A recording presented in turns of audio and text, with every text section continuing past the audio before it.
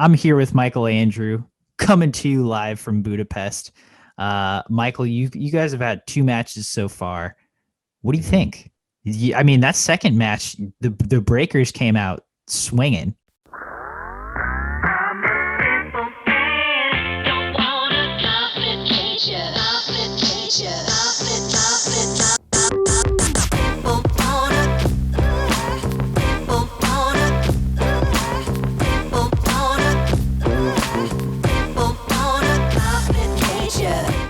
Day one of the second match was huge. I don't know, just my overall, I'm thrilled to finally be racing again.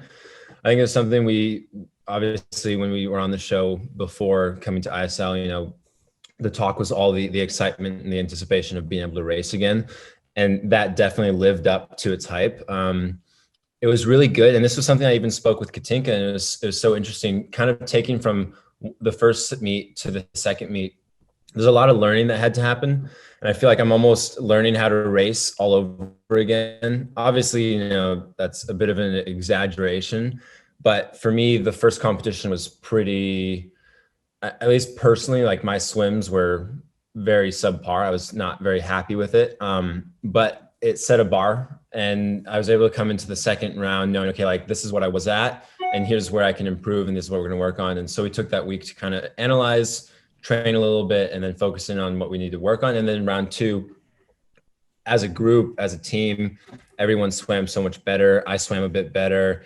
The improvements we made were good improvements. And now we try and roll that into our third competition, which comes up this Sunday. But man, it's been an awesome atmosphere. It's weird walking into the Duna Arena and having no people there, because every time I race in Budapest, they are known for having the most wild crowd. They love swimming, and you stand on the blocks just ready, like fired up because of that energy.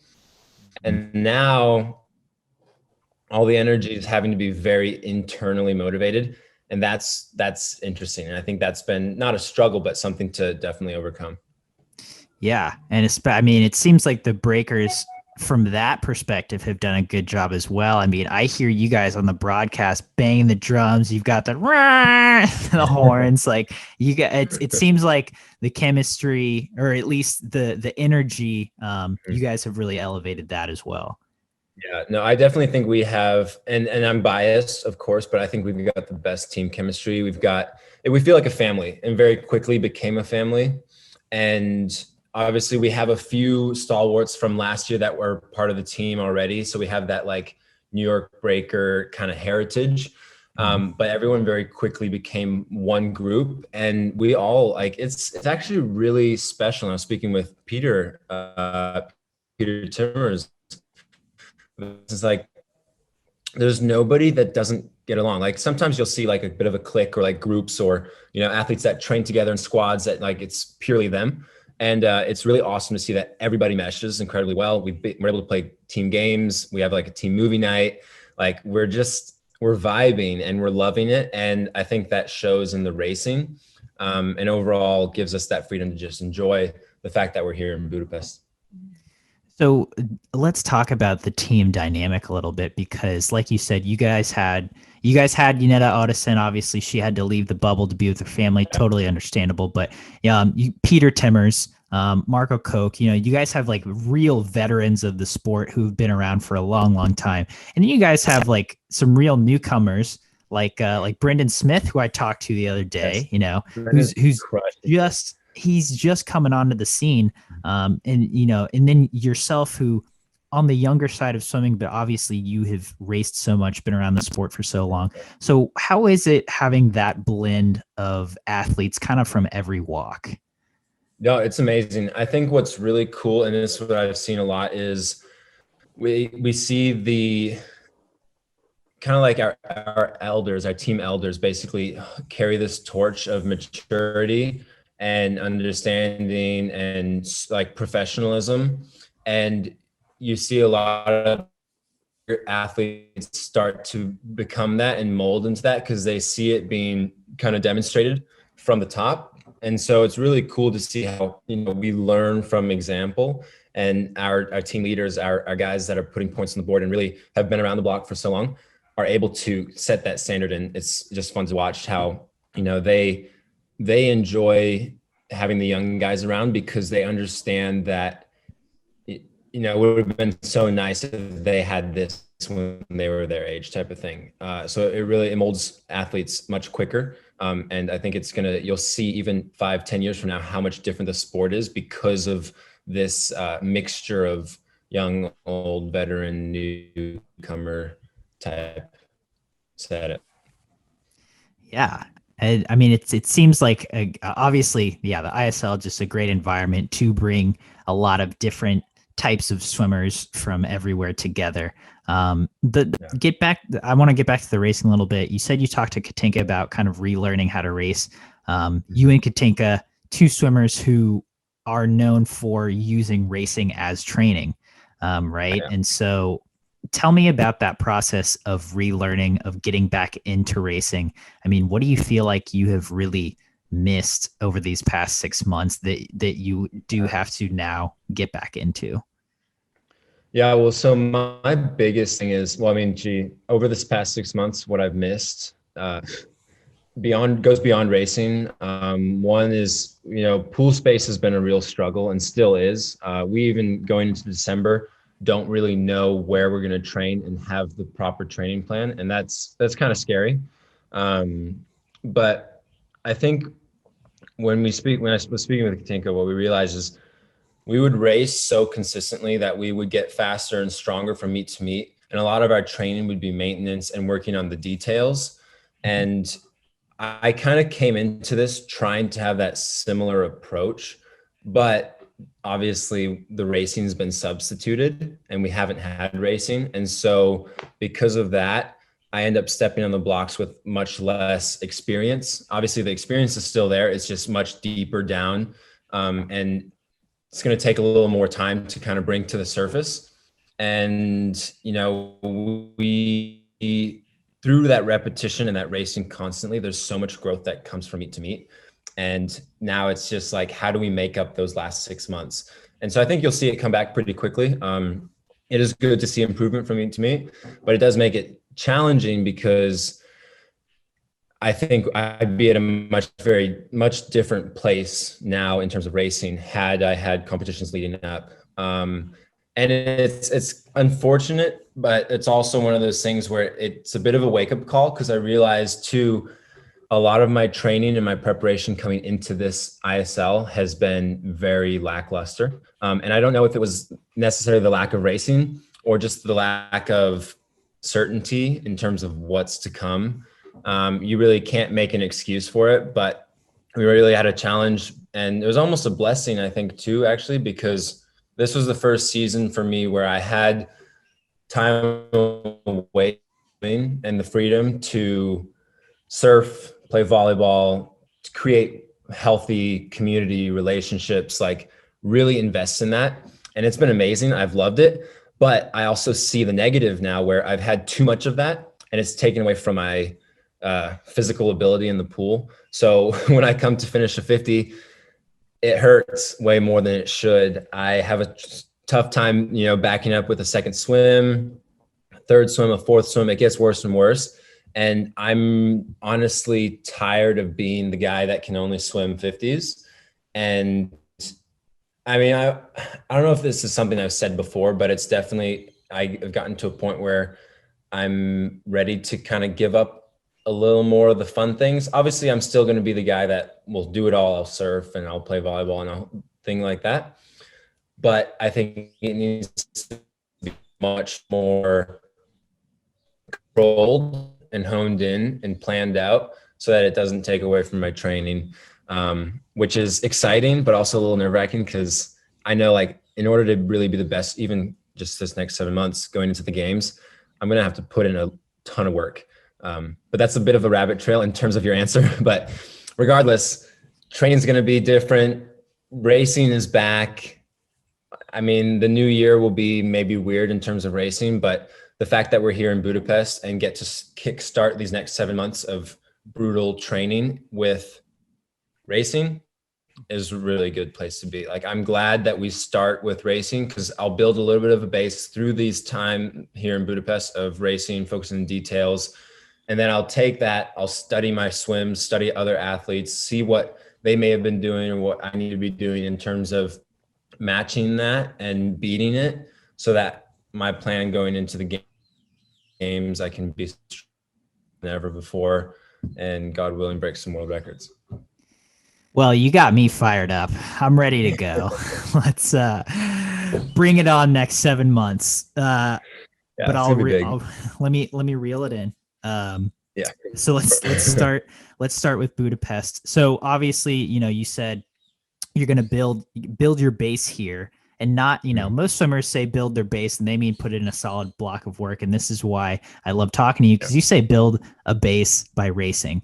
And so first of all, if you're building your base by racing, what do the in-betweens look like? What is your day-to-day swimming looking like when you're not racing in Budapest? Yeah, so it's tricky because right now, of course, we don't want to create an incredible amount of fatigue, because right now I definitely have this, especially as team captain, I really want to be a valuable player in the team. I don't want to just come here and think, okay, like I'm just going to train through this and whatever the results are, so be it. I know New York Breakers, we have a really great opportunity to make the semifinals. And then once we're there, we fight for every spot and we see how far we can take it. And in order to do that, I know I have a lot of events and a lot of opportunities to score points, and I want to be there for the team. I know that that's kind of part of my role as team captain, and even as an owner, and even just as an athlete on the team. And then, so just with that being said, I don't want to load up and start all my 200 pace training and all these hectic pace things, because that fatigue will carry. So right now, a lot of it is we'll race. We have our day after the meet to kind of sharpen up, focus on details, and really recover. And then a lot of it's maintenance. And so we take the fatigue from the racing, let that grow, recover, and then we try and build into the meet, where we really aren't training like full sets. A lot of it's broken down sets. Like even today, I just did a broken 200 IM 50s as fast as we could, see how it felt, get the heart rate up, but nothing that's going to deplete me, so that I know, okay, I can still race. It is tough because obviously when I say build a base, like the base isn't as much a physical base. It's more a neural base, a mental base, where I know, okay, what sort of things do I need to now work on physically in order to achieve what I need to when it comes time for Olympic trials and things like that. Again, talking with you is so interesting. It's just, you think about things differently. You have a different approach than a lot of people. I love that phrase, neural base. You are building those pathways to good habits, or to try to sharpen those habits of what you're doing in a race. Where are you right now? Like, give me specifics. What's good about your races, and what do you need to work on moving forward? Oh man, what's good about my races? Not much. No, I mean, I'm obviously my worst critic. Everybody's a critic, especially, SwimSwam knows there's a lot of critics out there. Many. Yeah. So right now, the biggest thing off the bat is my underwaters are complete trash. So I cannot fake anything, especially short course meters. I think if we were swimming long course, maybe my swims would look much more, what's the word, like acceptable for where we are. But I think when we come into short course, all of my weaknesses are put on display, that being the turns. Turns are average, but they're just not quick enough, especially when you're going up against Caleb. My underwaters are not sharp enough, especially going up against Caleb, Tom, really anybody that's swimming fast in the 50s right now. It's all through the underwaters, even the hundreds. You look at Murphy's 100 backstroke, his 200 back, like it's so smooth. There's a lot of hip undulation. And I have this very stiff back, like knee driven dolphin kick that just gets me nowhere, but destroys my legs. So a lot of things we're learning there. Outside of that, endurance is a big thing. I think it's through the last couple of months, I've become a stronger vessel. I'm much stronger on land. I can lift more, I'm more active, and I can do these things. But what I realize, and I think this is a really good thing to realize now and to learn, is that that doesn't translate at all into fast swimming. Maybe I can have a higher tempo for a short period of time, but in order to swim fast and sustain through a race, I have to do it in the pool. And that's something we've known and preached for a long time, but I've never firsthand had to experience that. And this is kind of that experience where I realized, okay, like I need to get back in the pool, basically. And then what else, man? I'm just like picking it all apart. But really, here, I'll get into the flags, like finishing. So it's just overall, we're dissecting everything. And it's not that we're starting from scratch, but we're starting with kind of a fresh perspective, almost like we're putting COVID season behind us, and now it's 2021.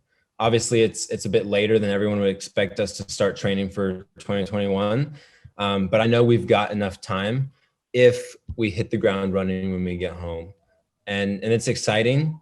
But right now, it's just getting the necessary points in line so that we can just hammer away. Yeah. So I'll ask you about a specific race, or a sequence of races, I guess. You guys had a huge push at the end of the last match on day 2 with the skins races. You know, you had it was a tight battle between you and Iron, and you know, you guys did exactly what you needed to do.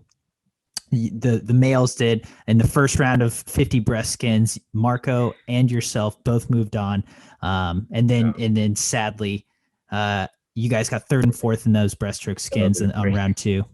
But what did you personally take away just from doing that 2 rounds of breaststroke skins?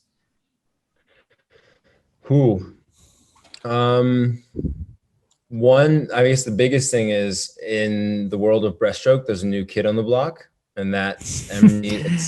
Emery. What the heck? Like, man, amazing, super cool dude, like very soft spoken, just a gentle giant, really. And how, dude, is he taller than you? He looks huge. He's huge. Yeah, he looks as big as he is on camera. Yeah, he's a big guy. But what's so incredible, and this is what all the breaststrokers are seeing and noticing of him, is he has the size and the length, but he's got the turnover and the rate of a 5-foot dude. You know, like he can turn over, and there's a lot of power in his stroke. And so it's cool to see, and it's cool to see being done. Obviously, short course is a different animal. He has really, really clean underwaters, and so that's something too you saw in Caleb. I mean, and there's no shame to Caleb, but Caleb's not a breaststroker, and his breaststroke's not very pretty, but he's a powerful swimmer, powerful athlete. He's off the blocks quick, and he gets past 15 in his breaststroke pullout. So he's really efficient. And it goes to show you, short course meters, if you can do that, you can really get through any race. And, you know, me being a breaststroker pretty much from by heart, I don't have those pullouts. Like I can maybe hold my own with those guys, but there's some things there that I need to be able to work on and to become a little more efficient, more power based. But yeah, lots learned through that. And then also obviously, you know, the fact that I'm going from a 26.2 to a 26.9 in 3 minutes in a breaststroke, it shouldn't be happening. I think there shouldn't be that level of fatigue, especially when you see Emery go 25.7 on the 3rd one. Like that was unbelievable. When I watched that race, and I was like, how, but like how? I feel like he could have gone another. Like it was really cool to watch. It was beautiful, and the fact that he can keep that power throughout those 3, like it'll be interesting to see what he can do long course for sure. Yeah, I mean, just as long as we're nerding out here, when him and Caleb lined up for the last 50, I was like, yeah, my money's on Caleb. Because I've seen this guy swim a 50, and I've seen him swim 100, and he looked good for the first 2 rounds. But it's like, but Caleb, you know, like he has endurance. Caleb's used to going through this round. Yeah, he knows how to go through. Yeah, for and sure. he toasted him, man. Caleb just got Yeah. smoked. Yeah. It I was couldn't crazy. And even 25-7. like all of New York Breakers, we were cheering for Caleb because we needed Caleb to beat him. I think even if Caleb had beaten him, I don't think it would have helped us unless Caleb stole all his points, which is a whole nother topic, the whole points being stolen thing. But yeah, no, Emery definitely, he carried iron on his back, and it was cool to see. It really was. And you bring up a lovely point. Let's talk about Segue jackpots. there. What do you think? So I'll preface with this. Your teammate Marco Koch hit the biggest jackpot in ISL history in his 200 breast. He stole, I think it was 31 30 points. points. Yeah, Yeah. I think He that's he 31. stole like all but second place. Mhm. Biggest jackpot in ISL history, which was awesome to see. He almost broke a freaking world record. Um, I think he's gonna get you, it too. I, fingers crossed. But what do you think of jackpots so far? Um, I think the idea behind it is correct. The goal is to create these superheroes in the sport. Obviously, you're going to have those athletes there for sure. And this is a pretty clear way to do it. I think it's tough. It definitely changes the way you approach a race. I think it makes things interesting for coaches, especially when you look at the first competition and Energy Standard was, maybe a clear favorite, but they got really pretty destroyed by Condors because of the jackpot system, and that's an adjustment for a lot of people. And so that was kind of interesting to see. And yeah, no, it's a struggle, especially when like I feel what's hard for a lot of the athletes to wrap their minds around is how like fifth place and eighth place will both score 0 when fifth place maybe was 3 seconds ahead of eighth place. Like there's no differentiation from first through the totem pole type of thing when obviously there's a clear rank. And so people are feeling like maybe it's like, should it be fractional? Like should it not be everybody's points are stolen completely to 0 type of thing? But at the same time, it starts to get confusing. The math becomes hard to do. And it's just like, at what point is it just swimming and racing versus like just this really odd algorithm statistical thing? Right. So it's like, how far is too far? I do think it's a good idea. And I think it's really, really interesting. And it makes for a lot of drama. And that's great for TV and it's entertaining. But now the idea is how do we almost simplify it to make it so that viewers understand what's happening. Yeah, so that's a bit, and then it's interesting on the skins because I know also if an athlete jackpots the swimmer below him, they take their money as well, and that Ooh. that hurts. And I'm like, I mean, luckily I wasn't jackpotted, but it's okay. Like that kid still like went through 3 rounds, 2 rounds, jackpot, loses the money like that. That's a little That harsh, I feel. hurts. Yeah. But it definitely, I think it does get the job done in terms of what ISL is all about. And Mm.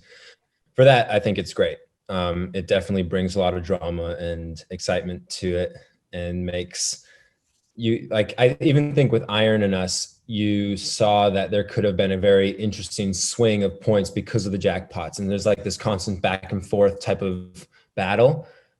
It might not have been the same without the jackpots, I think. Yeah. Yeah, and that's a really interesting point. Gosh, I didn't realize they stole their. That's like adding insult to injury to kicking dirt in your face all in one. I mean, Jesus, taking your prize money too. That seems unnecessary, but I, this is why I don't make the rules, I guess. That's it's interesting tidbit though. So all right, so Yeah. moving forward, we talked about where you're at now. You guys have 2 more matches, hopefully 3 and Yeah. beyond. Yeah. What what are you looking for heading into what's your next thing? Sunday. Heading into Yeah. Sunday, what are you looking for? For me, what I'm looking for in terms of racing is just finding more details to work on. I have a few in my head, things that I've been working on in swimming. And then also too, what I've noticed is the more I've been in the pool consistently, now that we have basically access to the pool every day, twice a day, the more I'm swimming, the more I'm learning, oh, over the last 6 months, I've started to lift my head a bit on the backstroke because I swim outdoors a lot and I wasn't super focused on time and nothing was really that fast. And so my stroke changed and now I'm starting to put my head back. I'm like, oh my goodness, I'm swimming a second faster in a 50. Like, why am I not doing this in the race? So like those little things are starting to add up just the more I swim. So I'm kind of getting back to that natural, like, okay, how am I going to be more efficient in the race? And then also too, I think learning to turn on another gear at a certain point in the race is going to be vital.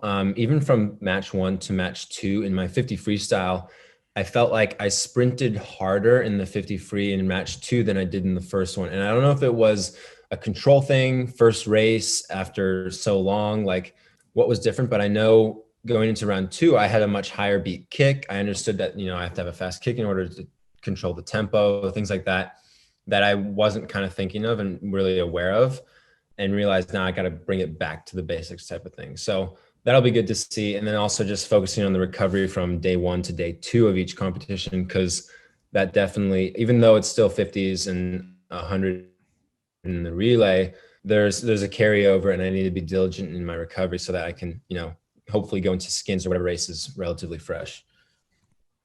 I have last question. Yeah. So you got, for example, you guys took Kasha off the relay and saved her for the 50 free, and obviously that worked out well. What emphasis are you guys putting on relays versus individual swims? Because obviously relays are double points, but if you're going up against a team, say like the Cali Condors, who's just like, they're going to win that relay, then what's the balance there of, okay, well, then it might be better if we try to keep our swimmers a little more fresh for their individuals, where they might be able to win, they might be able to jackpot. Yeah. I mean, it's hard to answer just because I'm not making any of those decisions. And thank goodness, because I would not be good at it. We have a really awesome coaching staff. And I think our head coach, Martin, has been doing an incredible job of trying to space the relays out to figure out where are we going to gain the most points. It is a struggle, because obviously you could try and stack one team to place top 3, and then your one might come 8th or 7th, and you add it up and it still ends up being too low in terms of where you're at. And so I'm not entirely sure what the strategy is. I feel like it changes every meet. Maybe. I mean, it's really interesting because once the meet even starts, like I don't get to watch anything. Like I'm just going back and forth, warming down, racing. So I haven't actually watched any of the swimming. I just hear about the results afterwards. So it's nice. It's one of the things that I definitely have stayed out of, and it almost makes me think like it'd be really good for you to have a conversation with Martin and our head coach to see what his opinion is on that for sure. All right. So my next podcast is going to be with Martin. We're going to talk to him about relay strategics for the New York Breakers. Michael, it's always so good to talk to you as always. And hopefully we can chat again before the season's over. 100%. Absolutely. Thanks, Coleman. You've been listening to the SwimSwam podcast. Stay tuned for new episodes every week.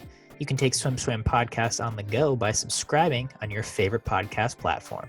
Look for links in the description below, and be sure to subscribe to our YouTube channel for more videos as well.